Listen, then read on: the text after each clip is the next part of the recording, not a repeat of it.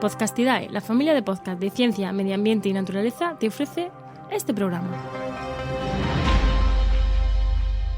La gestión de los vertederos es un problema ambiental, normativo y que además afecta al bolsillo de todos los ciudadanos. Prestémosle la atención que se merecen. Comienza Actualidad y Empleo Ambiental, un podcast de Juan María Arenas y Enoc Martínez.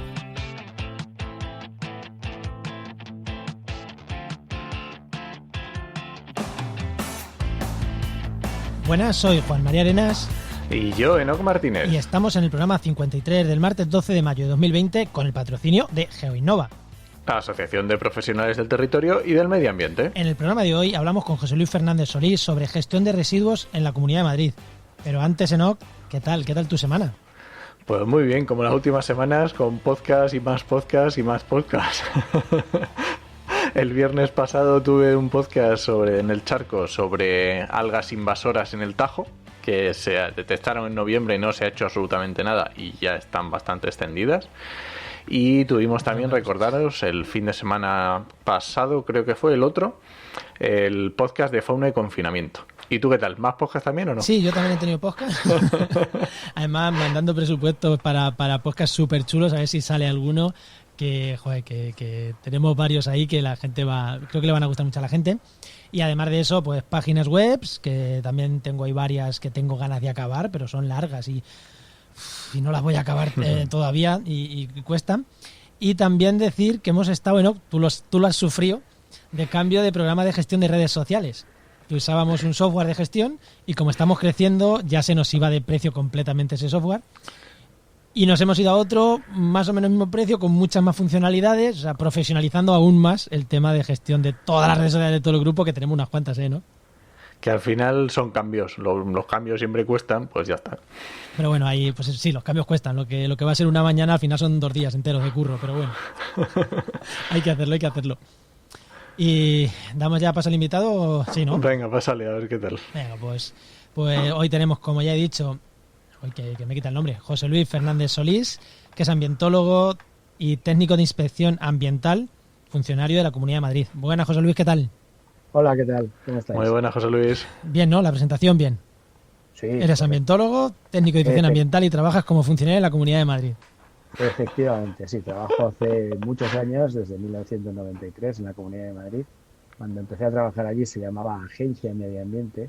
Era un organismo autónomo, con el tiempo lo cambiaron, lo subieron de categoría, pero no porque le den más importancia al medio ambiente. Eso es lo lamentable. Me ¿sí? lo temía. Bueno, es que es la realidad. Es la triste realidad. Bueno, la triste y cotidiana. El primer paso siempre es subir las cosas de rango. Luego, poco a poco, parece que si está ahí, mejor será que si no está. Bueno, al final la cuestión de que el rango del organismo que se encargue de esto sea un organismo autónomo, una agencia o sea una consejería, no creo que sea lo más importante. Lo grave es la voluntad política de abordar la gestión de los problemas ambientales con criterios técnicos, por un lado, pero con criterios de una visión global de que no es un problema local de tener o no tener aquí o allí un vertedero u otro. Es que la gestión de los residuos es algo muy complejo que afecta a toda la Comunidad de Madrid, a todo el país, a toda España, a toda Europa, Pues, fuera de Europa. Fuera ya es la eso, selva. En eso vamos a entrar ahora cuando lleguemos al tema. En tema de residuos vamos a entrar ahora. Y como veis, pues nos hemos traído a hablar de residuos a un técnico de inspección ambiental. ¿A quién te vas a traer sino a un técnico a hablar de residuos? Que no sea, oye, que puede ser más o menos ecologista, pero por lo menos sabe de lo que habla. No es el típico que está desde fuera, mirando desde fuera. Aquí sí que José Luis sabe bien de lo que habla. Pero antes, para llegar rápido al tema de residuos, entramos con empleo y así vamos rápido, llegamos pronto a residuos, ¿no? Venga, rapidito. Por no empezar una conversación y cortarla a medias.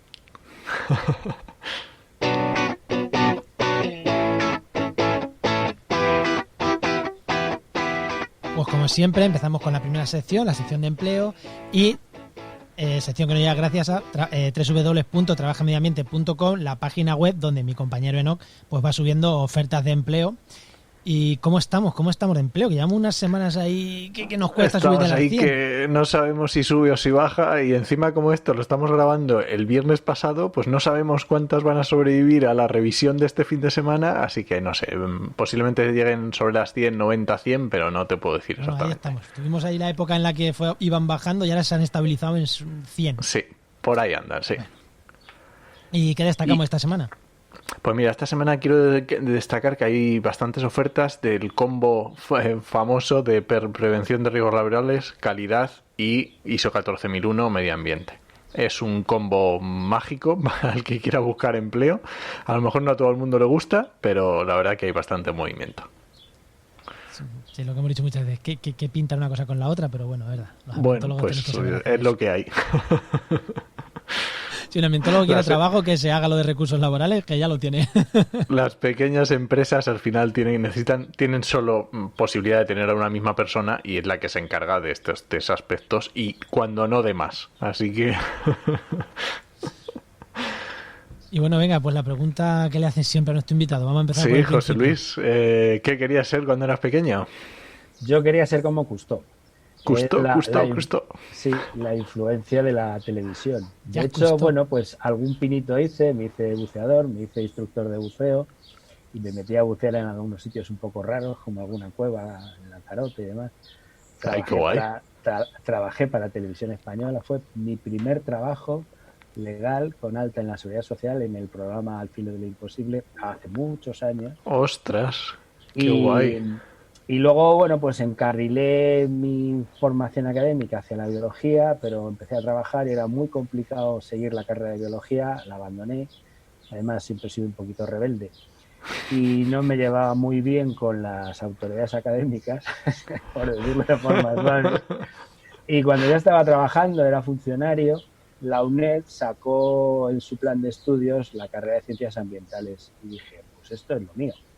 Yo ya en ese momento era agente ambiental, que es prácticamente el mismo trabajo que hago ahora. Ahora tiene otro nombre porque nos han subido de categoría. Estas cosas que pasan cuando vas cumpliendo años y peinando canas, que vas subiendo en los escalafones de las empresas, incluso en la administración, aunque sea poco y con muy poco dinero.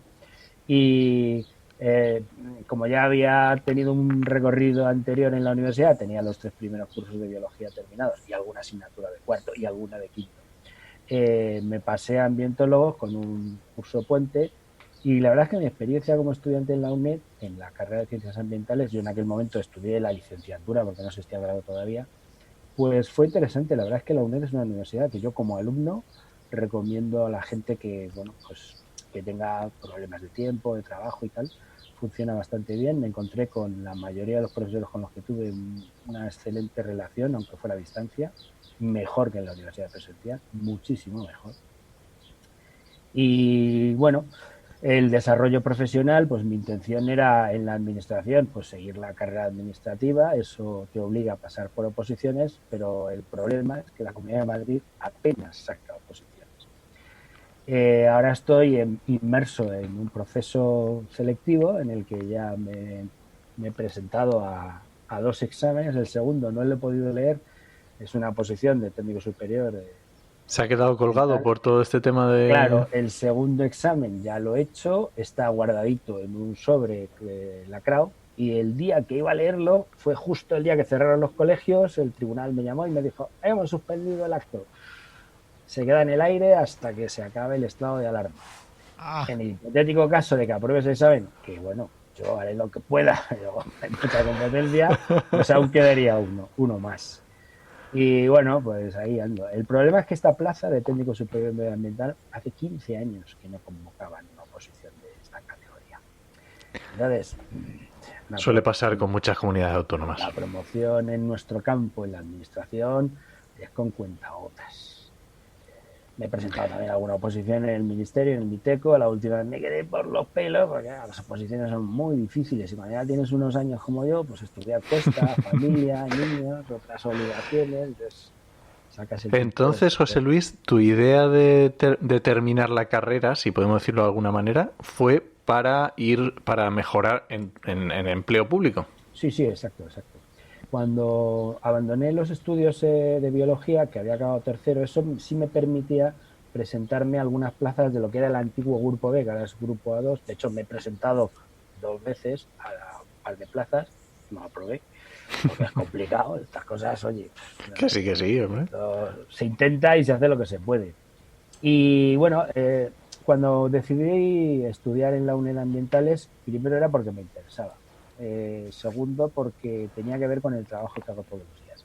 Yo, como técnico de inspección ambiental, soy del grupo C, grupo C1. Ahora, aunque tengo un nivel más elevado, nivel 20, que para un grupo C es un nivel alto, en la administración lleva el escalafón, es muy complejo. Por un lado está el grupo, que es la categoría con el estudio con lo que entras, que es A1, A2, C1, C2, etcétera. Luego, en función del puesto concreto que tienes, es el nivel que, bueno, cuando empecé era nivel 15, ahora he llegado hasta nivel 20, a través de un procedimiento que nos ha tocado a toda la gente que estudia. No es que lo haya sacado yo solo frente a otros, esto nos ha subido a todos, por la complejidad del trabajo que hacemos. Y luego, aparte, en el sueldo tienes otro complemento, que es el complemento específico, que se supone que se ajusta a la dificultad o penosidad del trabajo. De tu puesto concreto, ¿no? De tu puesto concreto. Entonces, bueno, nuestro específico es más alto que otro personal administrativo que no sale al campo. Pero en realidad, en la carrera de Ciencias Ambientales me ha sido muy útil en el desarrollo de mi trabajo, porque es justo lo que necesito.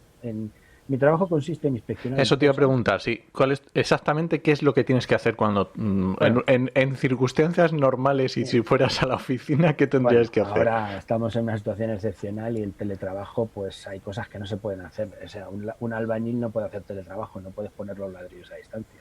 Y una inspección no se puede hacer a distancia. Entonces, hay partes administrativas que sí se puede hacer teletrabajo, pero en nuestro caso, difícilmente. Aunque ha habido algún compañero que le ha mandado a hacer una inspección extraordinaria con el tema de los residuos hospitalarios, porque se ha ido de madre. En condiciones normales, mi trabajo consiste en general, en o bien comprobar hechos que se han denunciado, por ejemplo, alguien tiene un problema de medio ambiente, que puede ser un problema de ruidos, de residuos, de aguas contaminadas, en fin, el abanico es amplio. Entonces hay una denuncia, la denuncia puede ser de un particular, la denuncia puede ser de una asociación ecologista, la denuncia puede ser de X. De quien sea, sí, del vecino. Y basado en esa denuncia, pues la administración tiene la obligación de, en el expediente de esa denuncia, hacer una parte de comprobación, de investigación, y eso nos toca a nosotros. Entonces ahí, pues me puede tocar medir ruidos, me puede tocar ir con un laboratorio a tomar muestras de agua o de alguna otra cosa. Las muestras no las analizamos porque la consejería no tiene un laboratorio propio, lo que hay es un contrato periódico, se contrata a un laboratorio externo con un pliego de condiciones. Entonces, cuando hay que tomar una muestra, se manda al personal del laboratorio, pero siempre va un agente de la autoridad, porque nosotros somos agentes de la autoridad. Y además porque las muestras esas tienen que llevar una trazabilidad, ¿no? Claro, por eso tiene que estar un agente de la autoridad. Y hay que levantar un acta. El hecho de que seamos agentes de la autoridad lo que faculta es que las actas de inspección que levantamos tienen carácter probatorio, salvo prueba en contra del contrario. Es decir, no es lo que yo diga frente a lo que dice un señor. No, yo voy y levanto un acta, evidentemente tengo que reflejar la situación. Pues ese acta, con las debidas formalidades, es una prueba para la administración en los procedimientos sancionadores. O incluso en un procedimiento judicial, si el juez lo requiere, pues nuestro acta también. Luego podría mandar a un perito, podría mandar a la Guardia Civil, en fin. En general es eso, comprobar o bien denuncias o en los trámites de autorizaciones, de las 1000 autorizaciones que la Administración Ambiental da, pues verificar si se cumple lo que se ha dicho en el proyecto o si se cumplen los condicionantes. Por ejemplo, si hay un procedimiento de evaluación ambiental, al final hay una declaración de impacto ambiental, que es una lista de tareas, una lista como la lista de la compra. Hay que verificar si se cumple o no. Una autorización ambiental integrada, exactamente igual, o una autorización de gestión de residuos. Es decir, hay muchísimos trámites administrativos que requieren una parte de comprobación in situ. Pues eso también lo hacemos nosotros. Y hablando de residuos, Juan, ¿qué te parece si...? Ahora no, nos vamos con el tema. Vámonos con el tema, venga.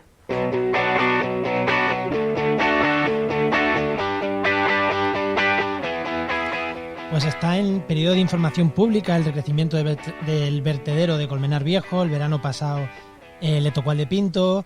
Y bueno, José Luis sabe bien de la problemática de estos vertederos y dijimos, bueno, pues como habéis visto que controla este tema, dijimos, vamos a hablar de vertederos, vamos a hablar de vertederos de estos dos en concreto, de todos los de la Comunidad de Madrid, de todos los de España o incluso de todos los de Europa. Fuera de Europa no, porque no hay, básicamente, pues se gestionan de aquella manera, ¿no? Pero vamos a hablar de vertederos. Entonces, empezamos por la primera pregunta y rápidamente, ¿qué es un vertedero? Porque igual la gente no lo sabe. Pues un vertedero es un agujero, dicho así de una forma un poco grosera, donde metemos todo lo que no queremos. ¿Por qué digo metemos todo lo que no queremos? Porque residuo, desde el punto de vista legal, es aquellas cosas que se destinan al abandono. Lo cual no quiere decir que no sean cosas que puedan servir para otros. Eso es. Entonces, ¿cuál es el quid de la cuestión? Que a lo largo de los años, de los últimos 30 años, la gestión de los residuos en la Comunidad de Madrid en concreto y en el resto del Estado también, se basó en, bueno, como generamos mucha basura, cada vez consumimos más y cada vez generamos más basura, pues vamos a hacer unos vertederos muy grandes, porque nos tienen que durar un tiempo. Y se hicieron grandes, porque los que hay en Madrid son muy grandes, pero no han durado todo el tiempo que pensaban, porque como cada vez generamos más basura, los hemos llenado antes de tiempo. Por ejemplo, el de Alcalá de Henares se cerró en diciembre pasado y estaba previsto que durara más, pero se colapsó. Sí, se colmató y fue. El que tenía que sustituirle está en construcción en Loeches y no está acabado. Entonces hay un gran problema. Lo que iba al vertedero de Alcalá no tiene sitio donde ir. ¿Y entonces qué han hecho? Bueno, como en Madrid hay uno muy grande, Valdemingóvez, pues vamos a llevarlo allí. Entonces se está llevando a Valdemingóvez. ¿Qué ha pasado? No olvidemos que Alcalá de Henares, nosotros decimos Alcalá de Henares, pero Alcalá de Henares tiene 250.000 habitantes, Sí, o sea que no es grande. Claro Es más, el vertedero de Alcalá de Henares no solo da servicio a Alcalá de Henares, da servicio a todo el sur de la Comunidad de Madrid. ¿Qué ha ocurrido en la Comunidad de Madrid? Que hace mucho tiempo la comunidad decidió poner infraestructuras públicas gestionadas centralmente por la comunidad en varios puntos, macrovertederos, al norte, al sur, al este, al oeste, no del todo. Entonces se montó el de Colmenar Viejo, desde el del que vamos a hablar ahora en un momento, lo que está ocurriendo ahora, se montó el de Alcalá, Alcalá no era el sur, era el este, el del sur es de Pinto, disculparme por el lapsus. Se montó uno grande en el sur, en Pinto, uno grande en el norte, en el noroeste, el de Colmenar, en el este el de Alcalá, y bueno, Madrid tenía el suyo propio, aunque durante años tuvo uno infumable fuera de Madrid, en Rivas. Ese ya se clausuró y se cerró, y luego ya se montó el de Valdemingóvez. Entonces, ¿qué es un vertedero? Es un lugar donde llevamos los residuos. ¿Qué residuos? En principio los residuos sólidos urbanos, o sea, la basura que toda la gente hace en su casa, al que le añadimos parte de otros residuos que vienen de mataderos, que vienen de grandes superficies, de ciertas industrias. En teoría, estos vertederos no deben entrar los residuos industriales y peligrosos. Digo en teoría porque luego la triste realidad, como se ha visto en Zaldívar, es que, bueno, pues allí entraba de todo. Que entra de todo. Como vimos cuando hablamos en el programa de Zaldívar, que ya le dedicamos un programa a los residuos, que por desgracia es un tema recurrente, ¿no? Por desgracia no, es un tema recurrente en este podcast. Sí. Y he empezado diciendo que hablando de vertederos y también he dicho de qué es recrecer un vertedero, porque tú ahora mismo nos acabas de decir que iban proyectados para muchos años, se llenan y se cierran. ¿Qué es recrecer? Cuando se diseña, porque evidentemente antes se hacían de cualquier manera, hoy se supone que tenemos unas normas y una regulación que les obliga a hacer unos proyectos y unos trámites. Básicamente tienen que tener una autorización ambiental integrada y tienen que pasar un procedimiento de evaluación de impacto ambiental que tratan de recoger todo lo que contamina en el suelo, el agua, el aire y las condiciones que deben tener para no contaminar. Eso es la teoría, pero bueno, luego la práctica a veces no coincide. Recrecer consiste en que cuando se diseña, como hacer un agujero muy profundo cuesta mucho dinero, pues se hace un poquito de agujero y lo que se hace en realidad es una montaña. En realidad, buena parte de los vertederos de la Comunidad de Madrid, como estamos en una zona, hay zonas montañosas, pero estos están en una zona más o menos llana, lo que se hace en este caso del vertedero de Colmenar y en el de Pinto también es construir una montaña artificial, una montaña de residuos. Evidentemente esos residuos se van tapando. Día a día, cada vez que llega el camión de basura, se echa una capita de tierra. Y esto hay que hacerlo de tal manera que no se desmorone de cualquier manera. Es como cuando en la playa haces un castillito de arena, pues tienes que tener cuidado la cantidad de arena que pones y los pisos de torrecitas, que si no se te desmoronan. Claro, porque Entonces, si no, eso sería un peligro. no es estable. Entonces, se va amontonando basura y se va tapando con tierra, se va haciendo en los laterales un talud que sea estable, que no se desmorone, que tenga una pendiente adecuada para que el agua de lluvia discurra, pero que no sea tan bestia que aquello se caiga en cualquier momento, aunque ya hemos visto que algún vertedero de otras comunidades se les cae. Y no ha sido el primero. Entonces, en este caso de Colmenar, ¿qué ha ocurrido? Se diseñó hasta una cierta altura. Y resulta que ha llegado tanta basura que hemos llegado a esa altura tope mucho antes de lo previsto. ¿Qué ha decidido la Mancomunidad del Noroeste, que es la asociación de municipios que gestiona esto? Porque este vertedero originalmente lo gestionó directamente la Comunidad de Madrid, pero hace ya unos años la Comunidad de Madrid se lavó las manos y le dijo a esto, nada, que lo gestionen los ayuntamientos, que se busquen la vida y sin darle dinero, que es lo que hacen, desentenderse. Una gestión maravillosa, esto de lavarse las manos y que el marrón se lo coma otro. Entonces, Me suena que la Comunidad de Madrid se lave las manos ante un problema y que el marrón se lo coma otro. No sé por qué, no sé. Es la práctica habitual. Porque justo este programa lo estamos grabando. Eso es lo que enseñan en los manuales de formación para este programa voy a poner a la gente en antecedentes porque no te hemos hecho aquí una broma interna, pero este programa lo estamos grabando cuando la Comunidad de Madrid ha pedido desescalar de fase 0 a fase 1 del COVID sin informe de los médicos, firmado por nadie, pero la Comunidad de Madrid ha dicho no, para que el gobierno diga, o sea, la Comunidad de Madrid se lava las manos y que otros le digan que lo hagan, ¿no? Pues aquí ha sido lo mismo, pero para abajo. En vez de para arriba, lo ha hecho para abajo, para los ayuntamientos.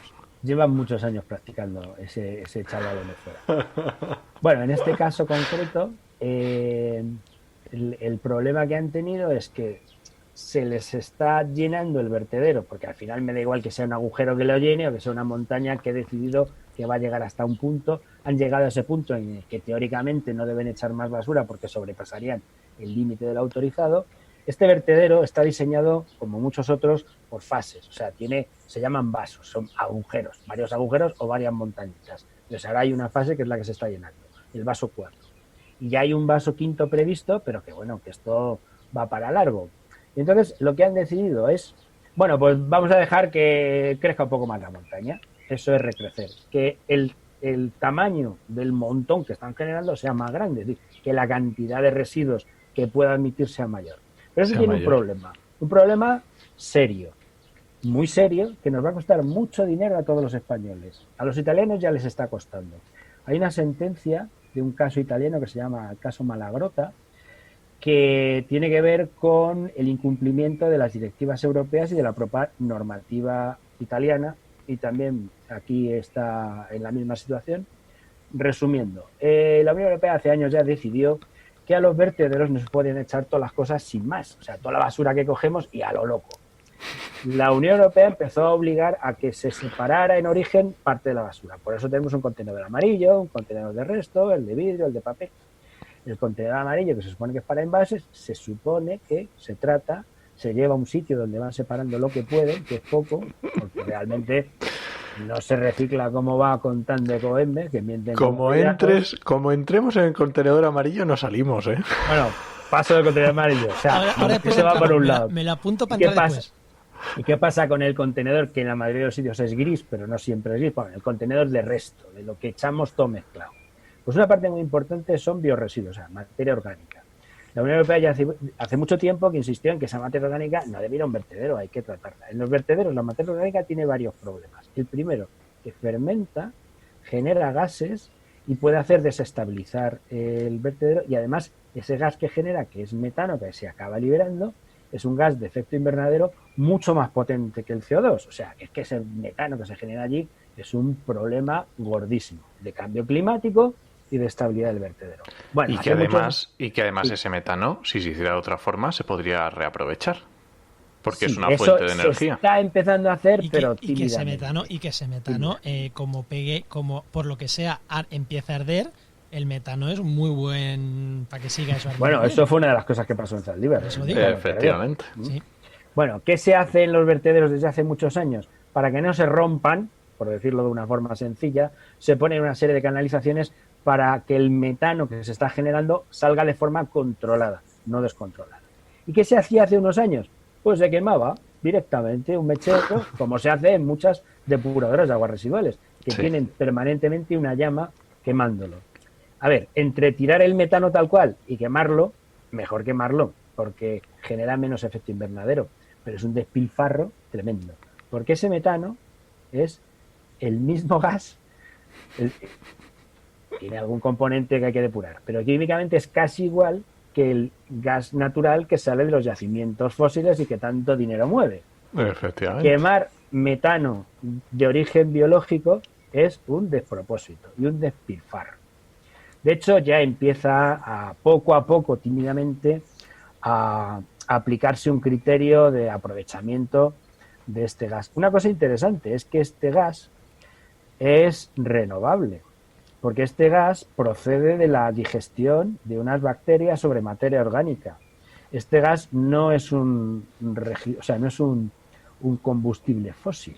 Entonces, aunque sea químicamente la misma molécula, su origen es distinto y su intervención en el ciclo de carbono no es el mismo. El gas natural que sacamos de un pozo de Argelia o de Rusia o de donde sea y que quemamos influye en el calentamiento climático y en el problema, porque estamos sacando carbono que estaba bajo tierra, paralizado y retenido durante millones de años y soltándolo a la atmósfera.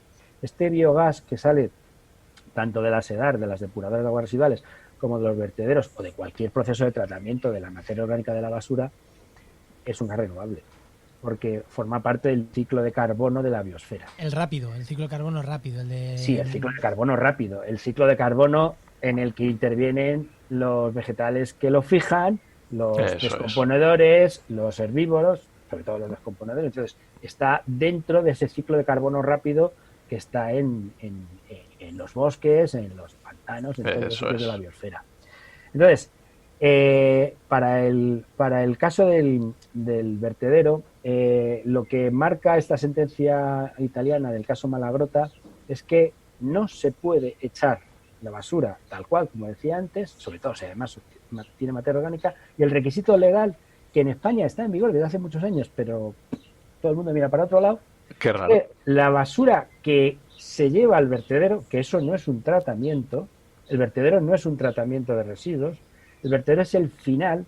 Cuando ya hayas hecho los tratamientos que puedas, habrá fracciones que no puedes convertir. Sí. Exacto, sí. Ahora se habla mucho de la economía circular. ¿Qué consiste la economía circular? Que tenemos que tratar que las cosas que se convierten en un residuo, pues aquellos elementos que sean recuperables, los volvamos a meter a los ciclos industriales y económicos. Por ejemplo, se le rompe la lavadora y la lavadora tiene una parte muy importante de metales de hierro que pueden volver a una fundición. Entonces, pues puedo volver a meterlo en el ciclo. ¿Qué pasa con la basura doméstica? Que es una mezcla heterogénea y es difícil. A lo que voy. Hay que tratar la basura antes de echarla al vertedero. Eso es lo que dice la ley. ¿Se está haciendo en España? No. ¿Se está haciendo en el vertedero de Colmenar? No. Es más, en la autorización ambiental integrada, que está en vigor, pasan de puntillas por encima. Asumen como si el depósito fuera un tratamiento, pero eso ya ha dicho un tribunal europeo que eso no es así. Que no es correcto. Que no es correcto. Hasta tal punto que el ministerio actual, el MITECO, el Ministerio de Transición Ecológica, en el mes de septiembre hizo un procedimiento para aplicar una nueva directiva europea que hay que transponer, que va sobre vertederos, que es un cambio de la anterior, que la anterior ya incluía esto de no tirar sin tratamiento. Y además en la página web del ministerio ya incluyen que no solo tienen que transponer la directiva, sino que tienen que aplicar el criterio jurídico, la jurisprudencia que creó este Tribunal Europeo con este caso italiano. Con el caso italiano. En España nos hemos pasado por el arco del triunfo ese impedimento de usar los vertederos sin tener tratamiento delante. ¿Qué ocurre? Que la documentación que ha preparado la Mancomunidad, pues... Pero asumo que... ¿Han obviado esto? Para los que nos están escuchando... Estamos focalizando, entre comillas, en el vertedero de Colmenar, pero este no es como el caso de Zaldívar, que ocurrió en Zaldívar y solo en Zaldívar, porque hubo un accidente. Esto que nos estás contando es en el 100% de los vertederos de España, o en el 99%. Bueno, 100% no, vamos a ver. En Cataluña hay una agencia de residuos en Cataluña y la distribución de instalaciones de tratamiento es bastante más extensa, o sea, no han ido al modelo de grandes vertederos, hay muchas plantas de tratamiento, se hace mucho tratamiento de biorresiduos, entonces en Cataluña la situación es diferente. En el resto de España, lamentablemente no. En la Comunidad de Madrid... Yo conozco algún otro, no sé si era en Cantabria o en La Rioja, que también tenían, pero claro, son los puedes contar, vamos. Las honrosas excepciones, ¿no?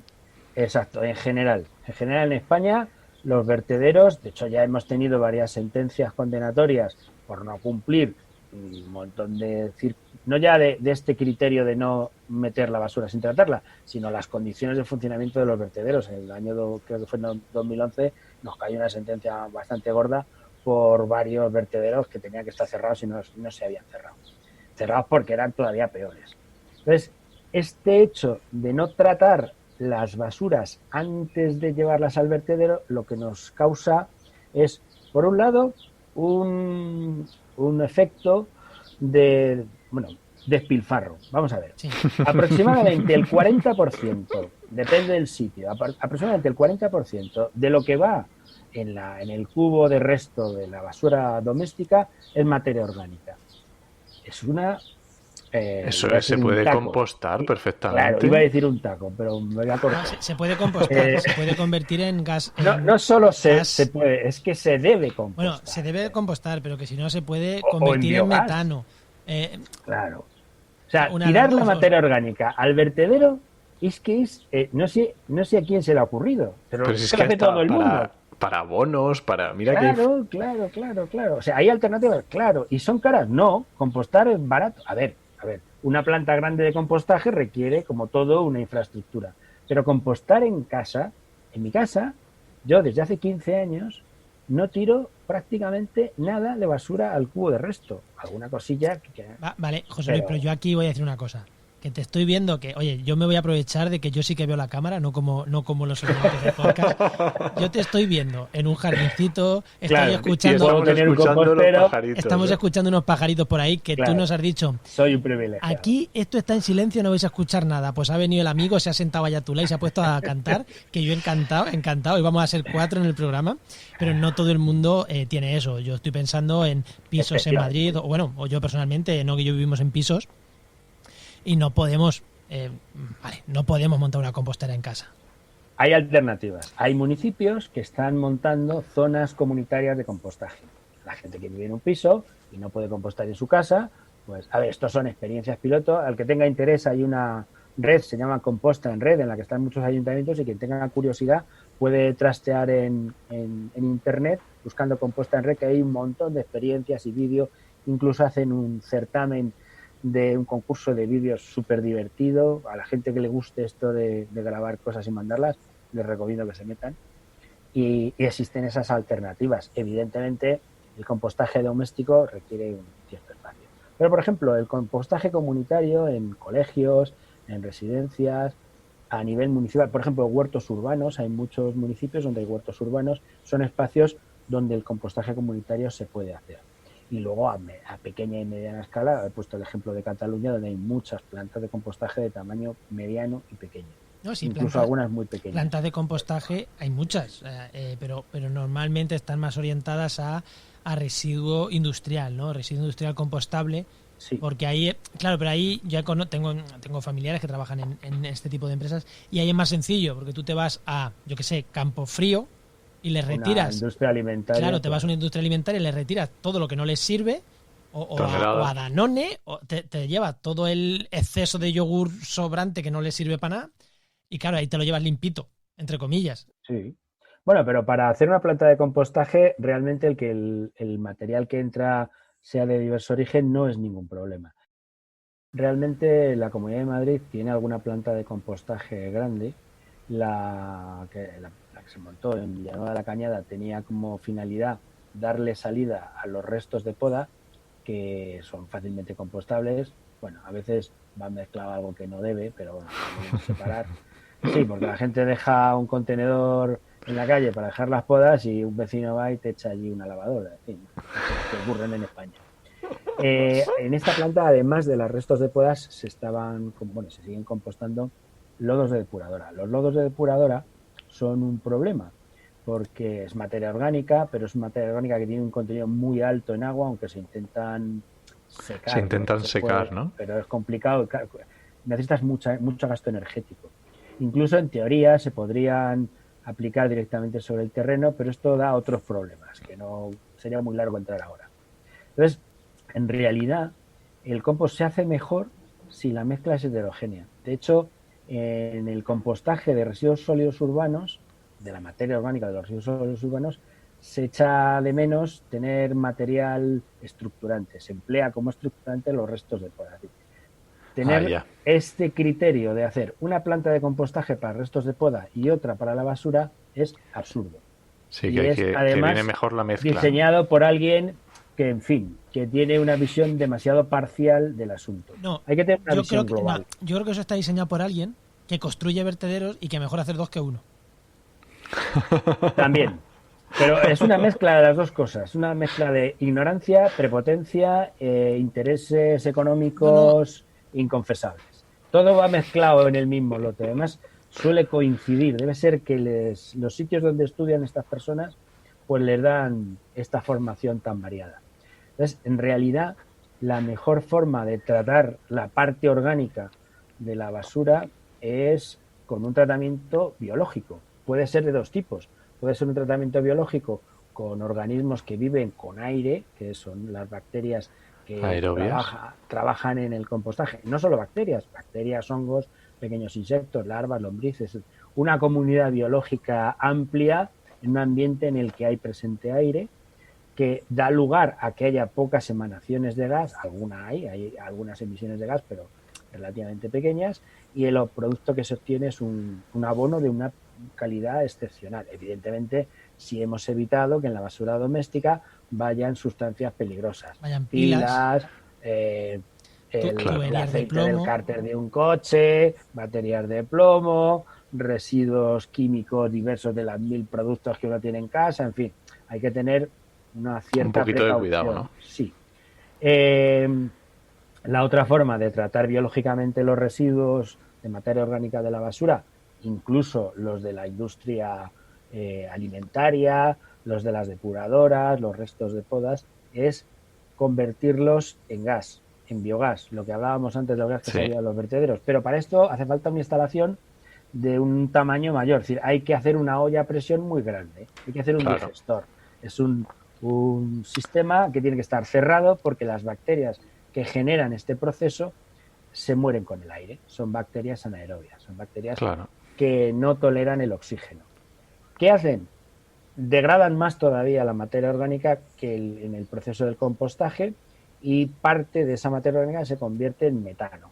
Y ese metano es el mismo compuesto químico que está en el gas natural. Pero no todo se convierte en metano. Al final hay un resto que queda, que se llama digesto, que es lo que ya no han podido comerse las bacterias, que sigue siendo, si no está contaminado con otras cosas, sigue siendo también materia útil para abonar.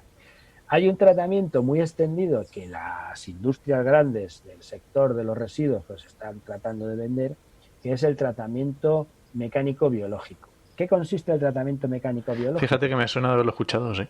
Sí. ¿En qué consiste el tratamiento mecánico-biológico? Pues que yo cojo el montón de basura que tiran los vecinos en su cubo, en el cubo de resto, lo llevo a una planta, no separo nada de nada, bueno, sí, pongo un imán porque me estropea las máquinas y quito todo lo que sea ferromagnético, es decir, las latas de hojalata, ¿no? O un tornillo que haya podido echar alguien, pero además no lo separo. Si alguien tiene una botella de cristal, pues que vaya allí. Y residuos diversos. Toda esa mezcla heterogénea que tiene un porcentaje muy alto de materia orgánica, pero tiene botellas de plástico, tiene tetrabricks, tiene restos diversos que han ido acabando allí, sin separar en absoluto, lo trituro, lo machaco, hago un puré, una especie de puré, lo meto en un digestor y hago que trabajen las bacterias anaerobias. Esto tiene una ventaja.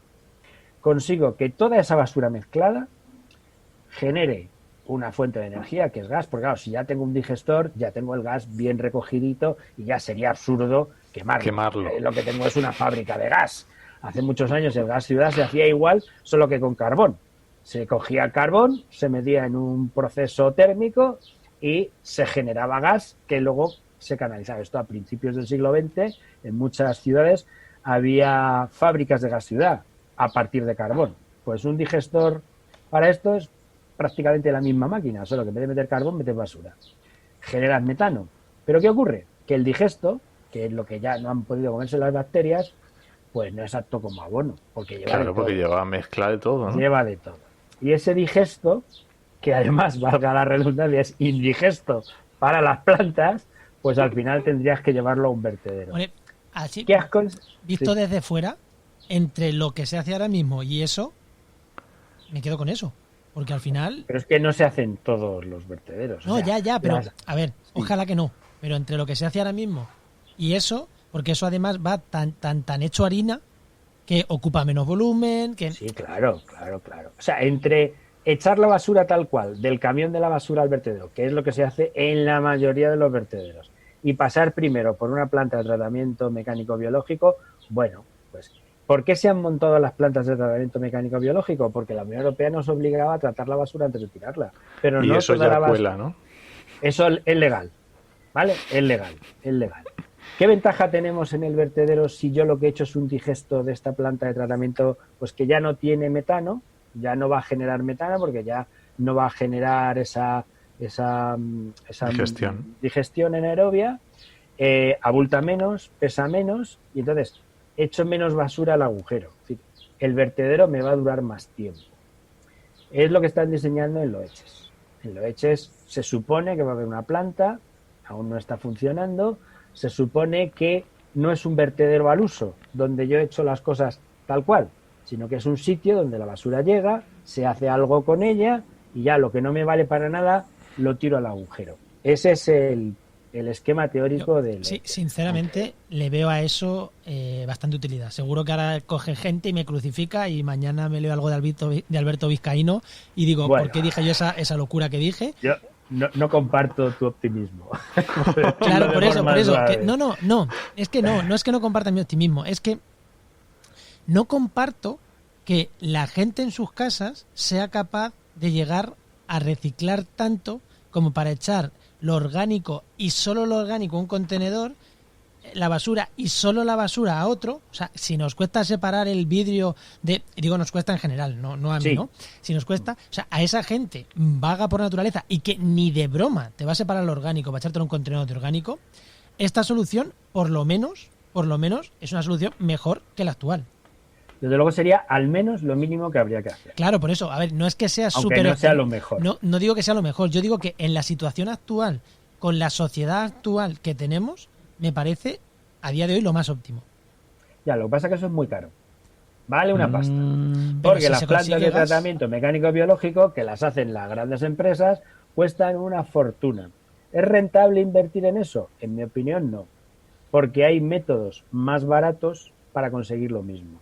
Desde luego, el punto crítico es la colaboración ciudadana. Y es evidente, Madrid ciudad, la capital, lleva meses implantando la recogida selectiva de la materia orgánica, el cubo marrón.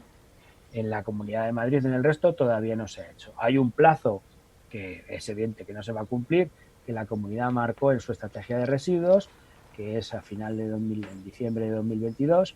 Parece que queda mucho, pero para organizar todo esto no es demasiado tiempo. Y el problema que surge en sistemas como el que ha implantado la capital, Madrid, es que a esos cubos de color marrón, aunque se ha hecho una campaña muy importante para que la gente vaya concienciándose, pues llegan cosas que no deberían. Es lo que técnicamente se llama impropios. Si yo tengo un contenedor para echar solo materia orgánica y he hecho un bote de cristal, eso es un impropio. Si he hecho una lata metálica, también es un impropio. Si he hecho un bote de plástico o si he hecho la batería de mi coche viejo, son cosas que no se deben hacer. Digamos que eso lo que está haciendo es aumentar el coste del tratamiento de ese residuo, porque tienes que separar todo eso. Claro. El problema de la gestión de la recogida separada de la materia orgánica, o sea, el cubo marrón, que se suele poner este color en casi todas partes, es que para que ese compostaje, ese tratamiento, compostaje o gasificación o biometanización, que es como se llama, de buen resultado, tienes que intentar que entre a ese cubo solo la materia orgánica. Hay métodos y se están implantando en muchos sitios del mundo. Los métodos tienen un abanico amplio. Uno de ellos es, por supuesto, la información y la colaboración ciudadana. Implantar proyectos pilotos en los que no todo el mundo se apunta a echar ahí la basura. Y al principio solo son unos pocos vecinos que se apuntan voluntarios. Ya están mentalizados. Es más fácil. Ese cubo, en algunos sitios, no es un cubo abierto. Es un cubo en el que el ciudadano que va a usarlo tiene que abrirlo a posta. ¿Eso qué evita? Pues que evita que por despiste, no impide el 100% de los rechazos, o sea, de los impropios, pero los baja. Hay sistemas con llave, hay sistemas con una tarjeta. Ahora mismo el Internet de las cosas, ahora mismo todos los contenedores prácticamente de toda España, digo los de la calle, los que recogen los camiones de la basura, casi todos tienen ya dispositivos electrónicos, porque casi todas las empresas grandes de recogida de basura en las ciudades importantes tienen sistemas de captación de datos, de localización del contenedor en concreto. Esos dispositivos, el contenedor no gastan energía, es un cacharrito, parece un tornillo, una cosa muy pequeña, pero tiene datos que el camión recoge, y esto ya se está implantando, el Internet de las cosas en todos los ámbitos, y la gestión de la basura también. Y esto puede ir un paso más allá. En los contenedores, hay contenedores en algunos lugares que se abren con una tarjeta electrónica, de estas de las que abren puertas, parecida, sí, en la que queda registrado qué ciudadano ha abierto el cubo, y algunos también registran el peso de lo que se echa. Y en casos extremos hay bolsas con código de barras y se puede identificar lo que cada vecino ha hecho. Eso en España sería impensable, pero en Europa, en algunos sitios, incluso se llega a individualizar la bolsa en la que echaste la basura. Con lo cual se puede hacer un seguimiento, se puede bonificar y penalizar. Todo esto detrás tiene que haber dinero, porque recoger la basura cuesta dinero. Y si a todos nos cuesta lo mismo, porque yo en mi pueblo pago la tasa de basura y da igual que eche mucha o que eche poca, que la mezcle o que no la mezcle, pues mal lo llevamos. Es más, en muchos municipios se paga junto a la del agua. Ahí. Bueno, en algunos municipios hay tasa de basura separada, en otros va incluido en el IBI, da igual como lo llame el ayuntamiento. Hay ayuntamientos que prefieren, por ejemplo, Gallardón, cuando fue alcalde de Madrid, dijo, quito la tasa de basura para que la gente piensa que yo cobro menos impuestos, y que hizo meterlo en el IBI, porque al final la recogida municipal de basura cuesta mucho dinero en muchos ayuntamientos. Es el contrato más gordo, por haceros una idea, en mi municipio, Collado Villalba, que tiene un presupuesto que acaban de aprobar ahora de 40 y no me acuerdo, son 45 millones, recoger la basura, solo recoger la basura son 7,5 millones, o 7.300.000, no recuerdo la cifra exacta. O sea, os hacéis una idea de la envergadura. Entonces, un 15% del presupuesto, así echando cálculos rápido. Por ahí, unos sitios más, unos sitios menos. Las cantidades de dinero que hay que mover para poder prestar el servicio de que cada vecino no tenga montones de basura en la puerta de su casa son cantidades de dinero ingentes. Entonces, la fiscalidad existe, se llame o no se llame tasa de basura, porque se paga con los impuestos. O sea, es dinero público que sale de lo que los ciudadanos pagan de una manera o de otra. De tal manera que si la fiscalidad se asociara al comportamiento ciudadano, de hecho esto no es invento mío y hay montones de experiencias que funcionan, esto se llama pago por generación. Y es asociar los comportamientos y los sistemas de gestión a lo que te va a tocar pagar o no. Entonces, si se tiene en cuenta que si tú haces un uso razonable, en algunos sitios, por ejemplo, en la zona, no me acuerdo cómo se llama la región, en la zona donde está Venecia, en Italia, tienen sistemas en los que si tú no haces bien la gestión, te meten un hachazo considerable, y a medida que vas gestionando correctamente la separación, te van bajando el dinero, con lo cual la mayoría de la gente entra a ese sistema porque colaborar significa que te ahorras dinero de tu bolsillo. Aquí hay que buscar un equilibrio. La conciencia ambiental está muy bien, pero si asocias la conciencia ambiental con un comportamiento ciudadano que tiene una respuesta positiva en tus impuestos, pues refuerzas el proceso.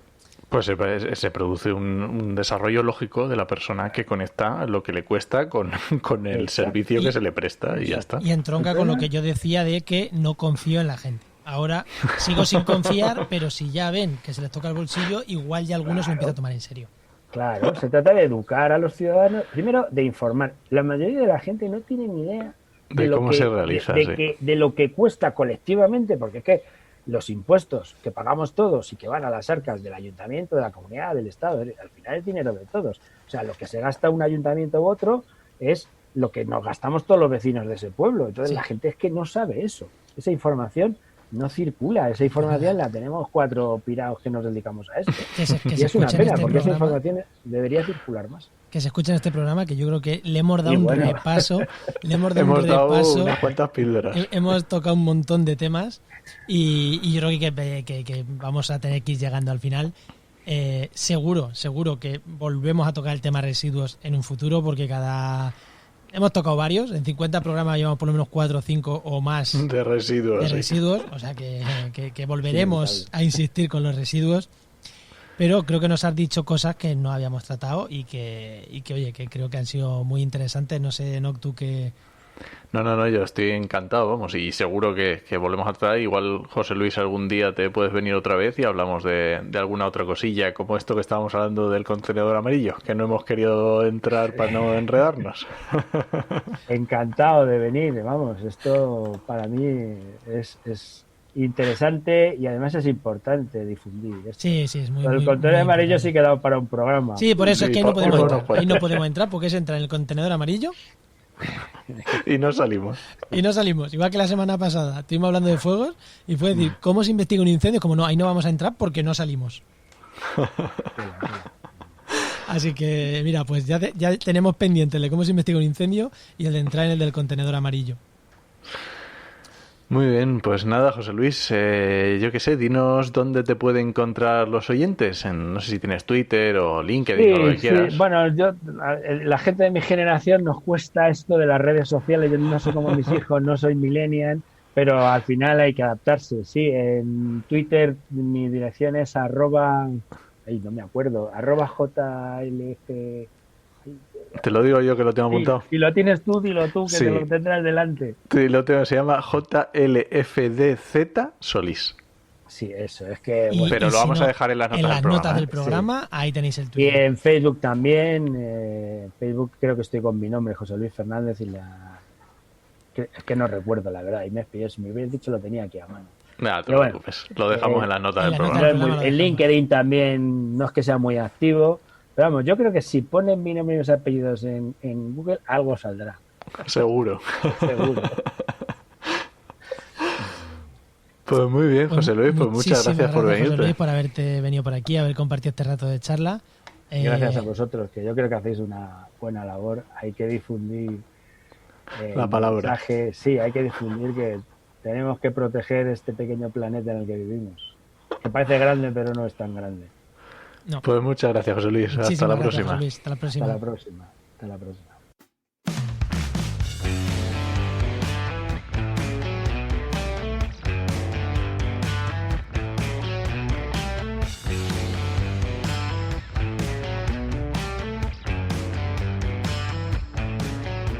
Y vamos con la sección patrocinada, la sección que ya sabéis nos llega gracias a GeoInnova, la Asociación de Profesionales del Territorio y del Medio Ambiente. Y que nos traen un par de recomendaciones siempre muy útiles, ¿no?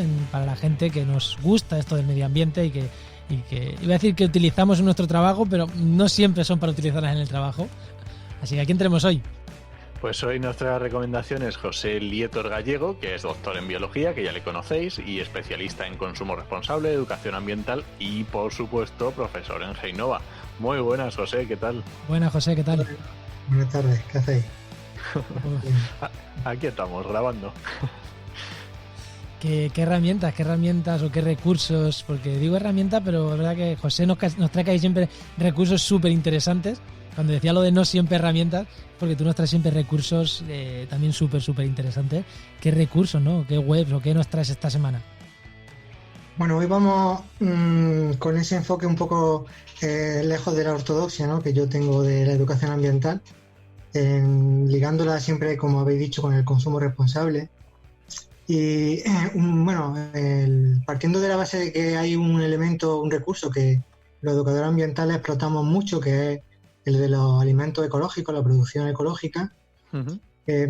Yo quiero hoy aportar dos herramientas que pueden ayudar al educador ambiental en ese empeño, ¿no? Qué bueno. y partiendo también de una idea que creo que es muy importante, por lo menos a mí me ha ido bien, pero bueno, me ha ido bien, al principio no, porque lo he ido entendiendo con el tiempo, y es que cuando se habla de productos ecológicos es quizás más eficaz no centrarse en la bonanza o en los elementos positivos de los alimentos ecológicos, sino en los negativos de la alimentación no ecológica.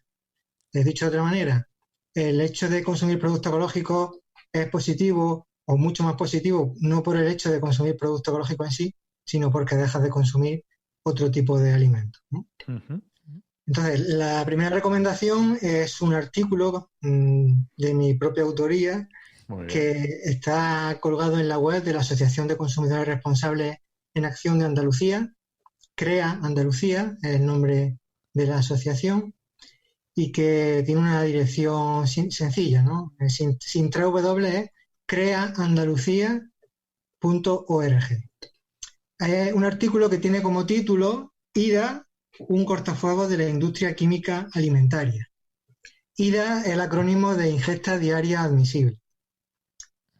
Para que lo entendamos, y esto que voy a decir es cierto, lo digo porque cuando se define la IDA, la ingesta diaria admisible, parece un concepto un poco de broma, ¿no? La IDA es la cantidad de una sustancia química nociva o tóxica para el ser humano en determinadas concentraciones, pero que se puede consumir diariamente dentro de unos márgenes de seguridad, de forma acumulada e indefinida a lo largo del tiempo. Es la base, el pilar fundamental de la industria química o de la seguridad química alimentaria mundial. En este artículo lo que hice fue un trabajo de investigación, diría que un trabajo detectivesco, porque llegar a rastrear el origen del concepto de la ingesta diaria admisible hasta hace casi un siglo, más de un siglo, hasta saber quién, cómo, cuándo y por qué lo creo, pues bueno, ha tenido su trabajo. Quizás el más complicado al que me he enfrentado como divulgador científico en mi vida. Y bueno, el título del artículo creo que, no quiero hacer mucho spoiler para el que quiera leerlo. Sí, lo pondremos en las notas del programa, pero bueno, evidentemente di el título, claro. El título lo dice todo, ¿no? La IDA, la ingesta diaria admisible, es un concepto que se ideó por parte de la Food and Drug Administration de Estados Unidos allá por finales del año 60 del siglo pasado. La famosa FDA, ¿no? La famosa FDA, con el objetivo de calmar un poco el fuego que se estaba generando en todo Occidente con un montón de casos que estaban apareciendo sobre todo en los países europeos y en Estados Unidos y Canadá, en relación a los efectos tóxicos que determinados compuestos químicos que se estaban incorporando en la industria alimentaria pues estaban provocando. Y eso, sin ningún tipo de modificación, ese concepto ha llegado hasta nuestros días. Y sigue siendo la base de nuestra seguridad. Como decía, el hecho de que nos tengamos que creer por un dogma, por un acto de fe, básicamente, que una sustancia con una determinada dosis es tóxica para la salud, incluso puede ser mortal. En cantidades más pequeñas, sí se pueda consumir sin ningún tipo de riesgo y a lo largo de toda la vida y mezclando un tipo de sustancias con otras hasta unas cantidades que pueden ser de unas 100.000, según reconoce la Organización Mundial de la Salud, 100.000 sustancias químicas, pues bastante, cuanto menos es llamativo. Sí.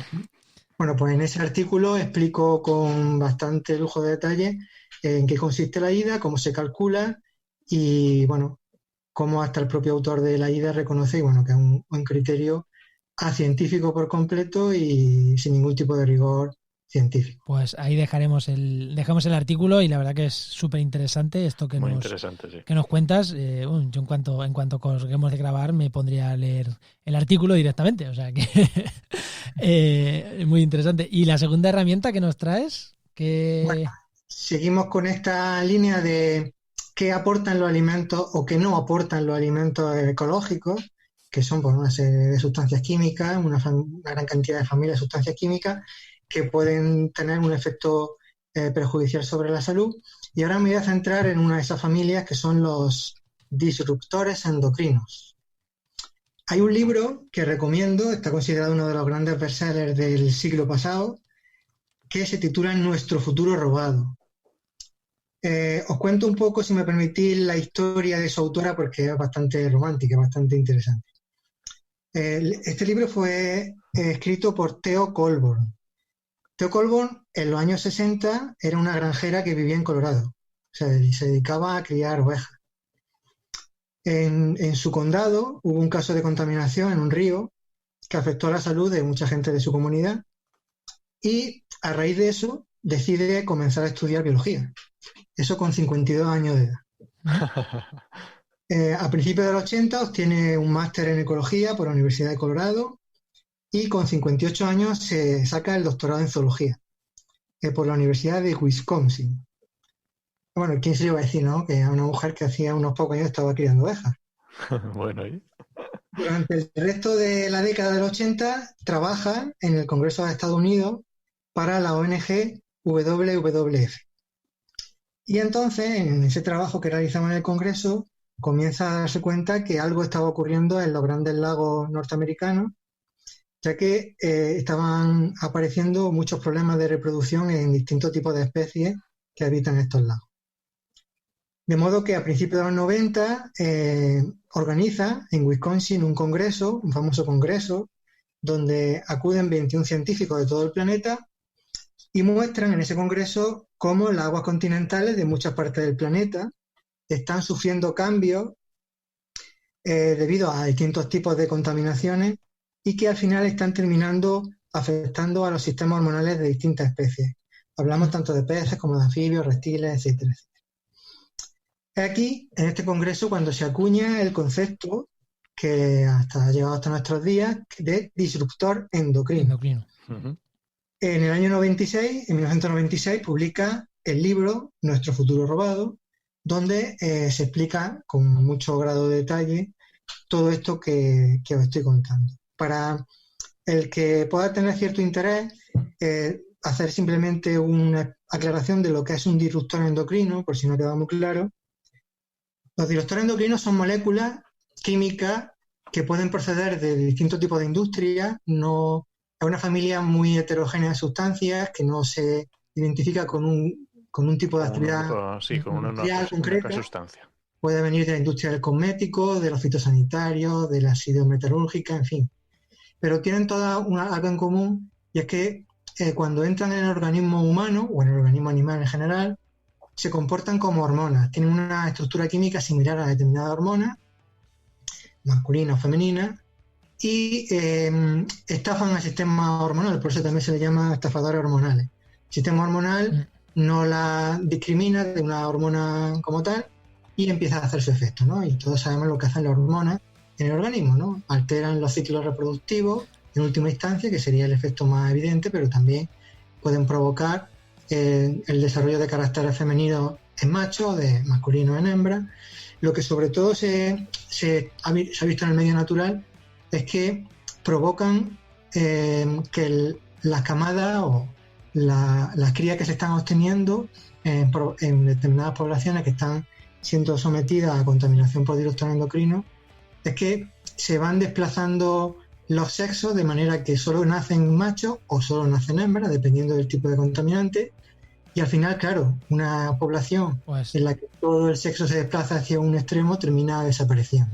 Pues sí, digo que interesante el recurso el libro que nos traes. Y en tema de los disruptores endocrinos, que la verdad que es un tema pues súper interesante, sí. Es un tema súper interesante y que a lo mejor no le prestamos la atención que se debería, ¿no?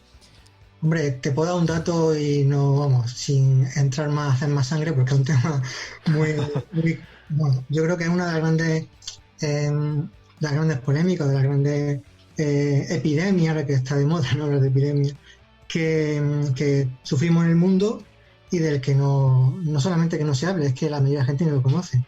Bueno, hace 50 años en España había 2 clínicas de reproducción asistida, ahora estamos cerca de las 200.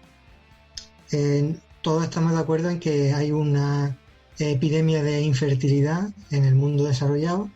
Evidentemente no se puede achacar únicamente a un factor, hay otros muchos, la edad tardía en la que ahora las mujeres se quedan embarazadas, el estrés, el tipo de alimentación, en fin, hay muchos factores, pero un factor de una gran importancia en este caso y del que se conoce muy poco son los disruptores endocrinos que introducimos voluntariamente en nuestras casas a través del cesta de compra. Pues muy bien. Bueno, interesante, ¿no? Y está bien que la gente lo conozca. Pues si te parece lo dejamos aquí, José. Pues y te emplazamos gracias. hasta la siguiente vez que nos acompañes con otros 2 consejos o recomendaciones, como siempre, de súper interesantes. Hasta luego, José. Muchas gracias. Luego, Recuerda que esta sección ha sido patrocinada por GeoInnova La Asociación de Profesionales del Territorio y del Medio Ambiente. y que puedes encontrar en www.geoinnova.org.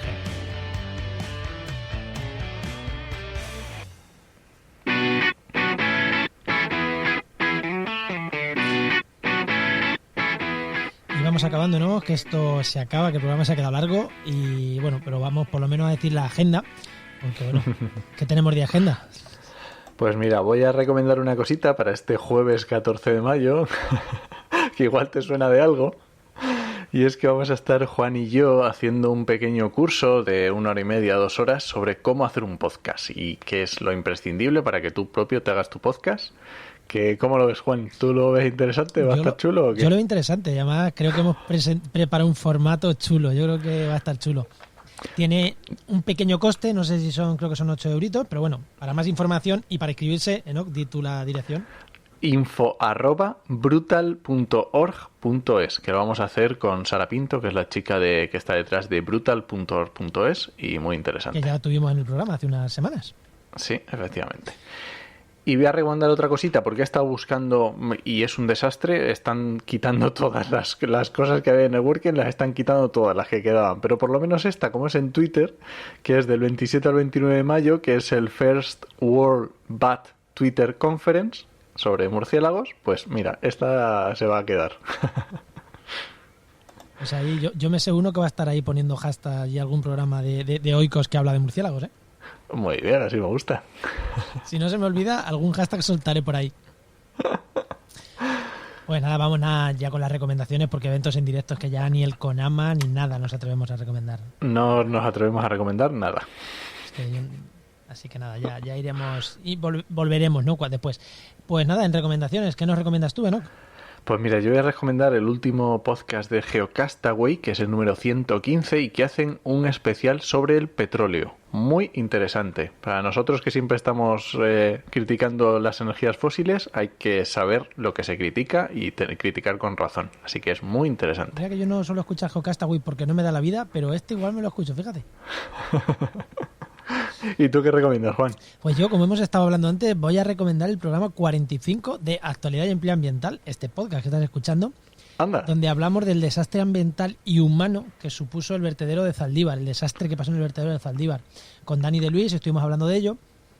Y si os ha resultado interesante este podcast... Creo que ese sí. También tratamos temas que no hemos tratado hoy y se compenetran muy bien los 2 podcasts, así que yo lo recomiendo mucho ese. Yo creo que sí, está muy chulo. Sí. Bueno, pues nada, esto llega a su fin, ¿no? Yo creo que sí.